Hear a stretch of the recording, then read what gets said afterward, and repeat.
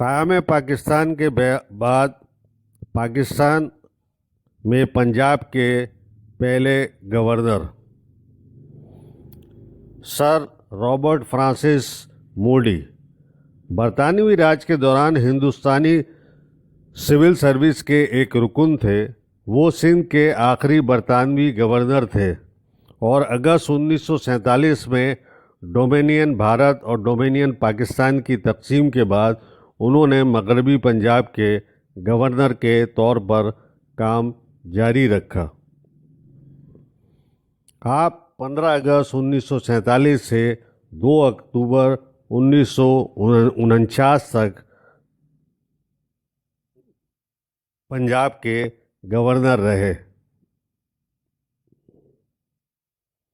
اس کے بعد سردار عبدالرب نشتر پاکستان کے گورنر رہے۔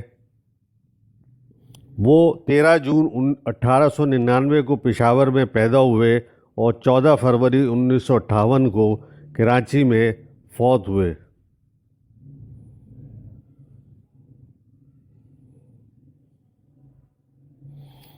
میاں ممتاز دولتانہ وہ 1927 سے 1931 تک آل انڈیا کانگریس کے رکن رہے اور 1929 سے 1938 تک پشاور میں میونسپل کمیٹی کے کمشنر رہے۔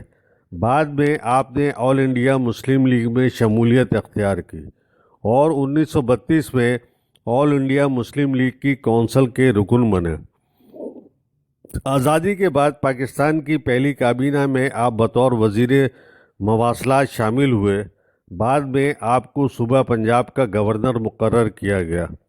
آپ سیاست میں اصولوں کے پابند تھے اور قانون کی عملداری آپ کا پسندیدہ اصول تھا۔ آپ کو اسلام سے بہت زیادہ محبت تھی۔ ہندوؤں کی جانب سے شدی اور سنگٹن کی تحریکوں کے مقابلے میں آپ نے ادارہ تبلیغ اسلام بنایا۔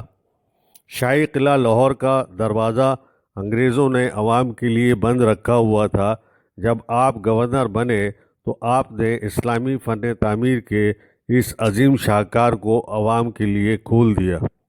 وفات کے بعد محترمہ فاطمہ جناح کی اجازت سے مزار قائد کے احاطے میں خان لیاقت علی خان اور بابا قوم کے ساتھ سپرد خاک کیا گیا۔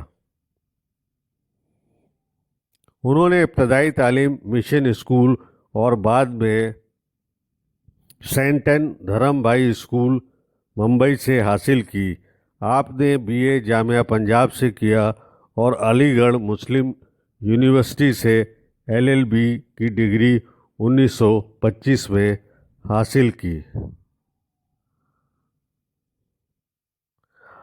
آپ کاکڑ افغان خاندان کے سربراہ مولوی عبدالحنان خان کے گھر پیدا ہوئے۔